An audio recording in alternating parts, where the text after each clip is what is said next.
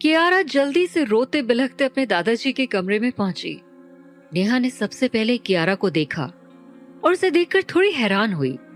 नेहा आगे बढ़ती हुई कियारा के सामने जाकर खड़ी हो गई और बोली, कियारा, तो तुम्हारे पास अभी भी घर वापस आने की हिम्मत है? क्या तुम जानती हो कि दादाजी के आखिरी शब्द क्या थे? बार बार तुम्हें पूछ रहे थे कि तुम कहाँ हो। आखिरकार कल रात तुम कहाँ थी? नेहा ने काफी ऊंची आवाज में पूछा। कियारा का दिल ये सुनकर दर्द से कराह उठा। उसे ऐसे महसूस हुआ जैसे उसके दिल ने धड़कना ही बंद कर दिया है।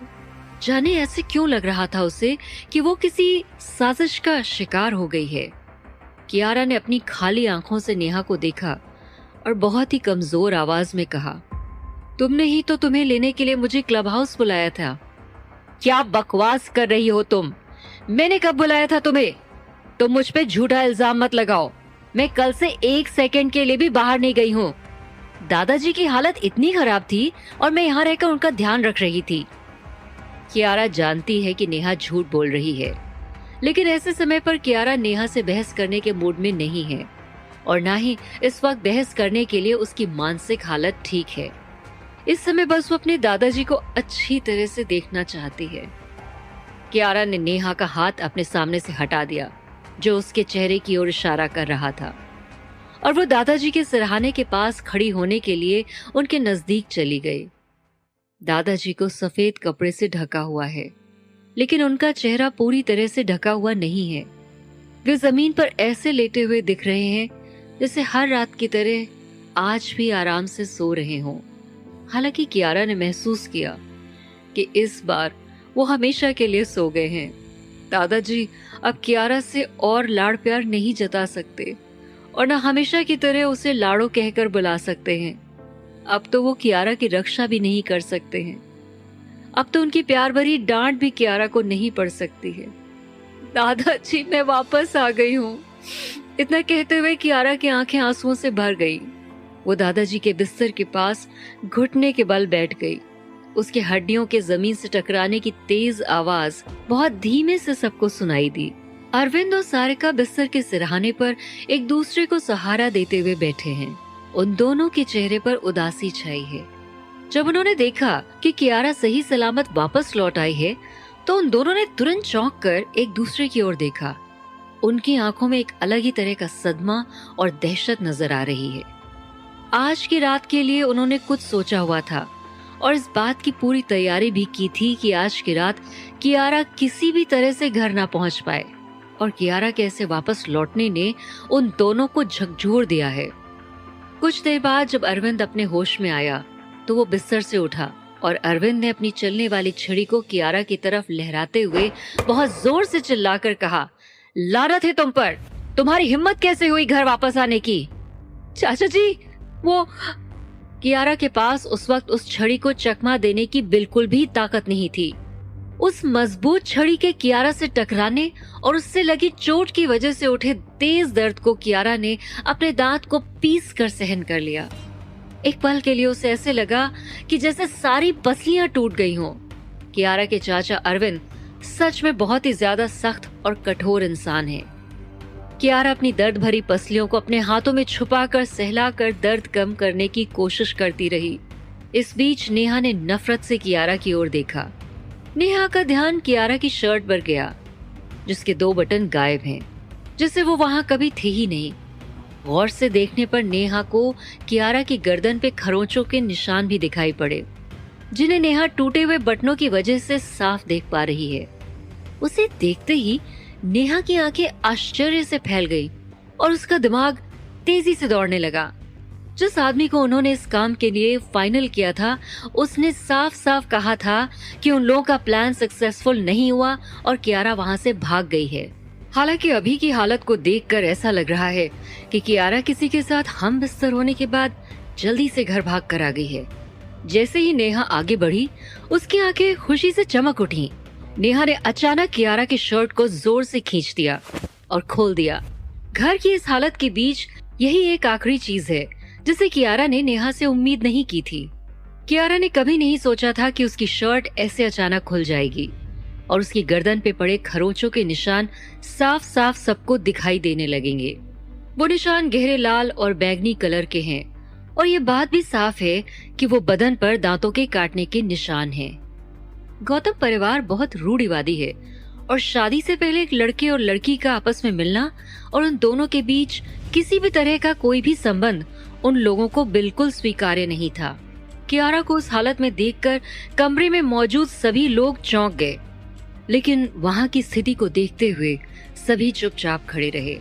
कियारा, ये तुम्हारी गर्दन को क्या हुआ? नेहा ने डर से चीखने का नाटक किया और तुरंत ही अपने मुंह को ऐसे ढक लिया जिससे इस बात को जानकर नेहा को बहुत सदमा लगा है।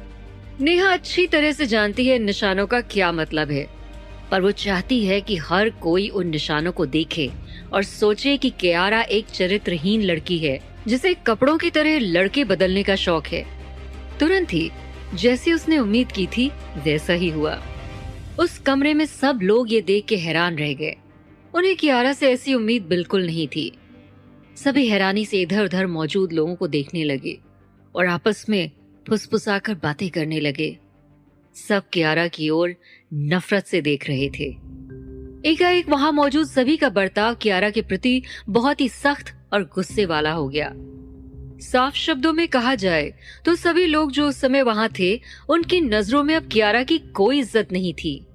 अजीत कुमार जी मरणासन्न पड़े थे और अपनी बीमारी की वजह से पल पल मौत के करीब जा रहे थे, जबकि उनकी लाडली पोती बाहर लड़कों के साथ गुल छर्रे उड़ा रही थी। आखिरी वक्त पे भी वो उनसे मिलने नहीं आई। कितनी शर्म की बात है। अरे ये तो उनके प्यार के लायक भी नहीं थी। कमरे में मौजूद लोगों में से एक ने बहुत ही हिकारत से कहा। जब सभी ने उस पर उंगलियां उठाना शुरू कर दिया तो कियारा को होश आया और घबराहट की वजह से उसने अपने शर्ट से दोबारा अपनी गर्दन को कवर कर लिया। कियारा जानती है कि नेहा हमेशा से उसे पसंद नहीं करती है और हर एक चीज में कियारा के साथ कंपटीशन करती है, लेकिन उसे ये नहीं समझ में आ रहा है कि नेहा कब से इतनी निर्दयी हो गई कि उसके साथ ऐसा कर बैठी। कियारा को बिल्कुल भी समझ में नहीं आया कि कब और क्यों नेहा उससे इतनी खुन्नस कर बैठी कि इस हद तक उसकी बेइज्जती करवा दी। कियारा ने गुस्से वाली नजरों से नेहा को देखा और तुरंत ही महसूस किया कि उसकी दिल की धड़कन तेज गुस्से की वजह से और भी ज्यादा बढ़ गई है। कियारा ने गुस्से से अपनी मुट्ठी बांध ली और घूरते हुए नेहा से सवाल किया, नेहा, क्या ये सब तुम्हारी गलती नहीं है? तुम अभी भी यहाँ मासूम बनने का नाटक करने की हिम्मत कर रही हो? तुम्हें डर तो बिल्कुल नहीं लग रहा होगा। इससे पहले कि कियारा अपनी बात पूरी कर पाती, कियारा की चाची और नेहा की माँ सारिका कियारा की तरफ दौड़ी और उसे जोरदार थप्पड़ मार दिया। नेहा का तुम्हारे शर्मनाक कांड से क्या लेना देना है? तुम नेहा के साथ इस तरह का बर्ताव करने की हिम्मत भी कैसे कर सकती हो? कियारा एक झटके के साथ जमीन पर गिर पड़ी। कियारा के गाल पर अचानक थप्पड़ की वजह से उसके कानों में एक अजीब सी सीटी बजने लगी। उसने अपने आधे चेहरे को ढक लिया जिस पर बहुत बेरहमी से थप्पड़ मारा गया था। थप्पड़ इतना तेज था कि उसके होठों के किनारे से खून बहने लगा। सारिका हमेशा से ही मतलबी और दुष्ट किस्म की औरत थी, लेकिन आज ये सब जो उसने किया था वो अलग ही लेवल पे चला गया है। ये देखकर नेहा गर्व से मुस्कुराई और कियारा के पास चली गई। कियारा, ये सब तुम्हारी भलाई के लिए ही कर रहे हैं। तुम्हें ईमानदारी से अपनी गलती मान लेनी चाहिए, नेहा ने कहा। नेहा चिंता दिखाने की झूठी कोशिश कर रही है, लेकिन उसका आर्टिफिशियल बिहेवियर साफ समझ में आ रहा है। उसके चेहरे के हाव भाव साफ दिखा रहे हैं कि वो कितनी खुश है। नेहा यही तो चाहती थी। नेहा ने कभी भी कियारा को नीचा दिखाने का मौका नहीं छोड़ा था। कियारा ने सारिका, नेहा और फिर अपने चाचा अरविंद को देखा जो उस पूरे नाटक का मजा ले रहे हैं। कियारा ने अचानक महसूस किया कि सारिका और नेहा को कल रात के बारे में सब कुछ पता है, या फिर यूं कह लें कि उन लोगों ने जानबूझकर ये सब कुछ करने की प्लानिंग की थी, किसी तरह से कियारा को नुकसान पहुंचाने के लिए। कियारा जानती है वो सभी दिल के बहुत बुरे हैं और कियारा को नुकसान पहुंचाने के लिए किसी भी हद तक जा सकते हैं। उसने अपने दिल के कोने में उन लोगों को बहुत कोसा, लेकिन अपनी भावनाओं को किसी के भी सामने जाहिर नहीं होने दिया। अपनी दादाजी की मौत के साथ कियारा को समझ में आ गया है कि उसके पास जो भी सहारा था अब वो उसे भी खो चुकी है। दादाजी को गुजरे अभी कुछ ही पल हुए हैं और पहले से ही सभी लोगों ने उसकी जिंदगी को नर्क बनाने की पूरी प्लानिंग कर ली है। जब उसने कुछ गलत किया ही नहीं है तो वो उन गलतियों को कैसे मान सकती है, वो भी इतनी शर्मनाक गलती जो उसने जानबूझकर तो छोड़ो, अनजाने में भी करने के बारे में सपने में भी सोचा नहीं था। नेहा के इस ढोंगी व्यवहार ने कियारा का मन नफरत से भर दिया और गुस्से से कियारा ने तुरंत ही नेहा का हाथ दूर कर दिया। कियारा ने कोई भी ताकत नहीं लगाई, लेकिन नेहा कुछ कदम पीछे हट गई, जैसे उसे जोर से पीछे का धक्का दिया गया हो। कियारा! पूरे हॉल में गुस्से भरी आवाज गूंज उठी। आरव दरवाजे के बाहर से दौड़ते हुए अंदर आया और वक्त रहते हुए उसने नेहा को पकड़ लिया। आरव कियारा का बॉयफ्रेंड है। पिछले काफी समय से दोनों एक दूसरे के साथ थे, लेकिन चुपके से। किसी को भी उन दोनों के बारे में कोई जानकारी नहीं थी। कियारा आरव को किसी भी चीज से ज्यादा चाहती है और यही कियारा के लिए सबसे अच्छा मौका है अपने आप को निर्दोष साबित करने का। आरव ने नेहा को अपनी बाहों में कसकर पकड़ रखा है, जिससे उसे डर हो कि छोड़ते ही कहीं नेहा को चोट न लग जाए। आरव ने एक निराशा भरी नजर से कियारा की तरफ देखा। उसकी आंखों में कियारा के लिए सिर्फ नफरत दिखाई दे रही है। तुमने मेरा विश्वास तोड़ा है कियारा। ये सुनकर कियारा हैरान रह गई।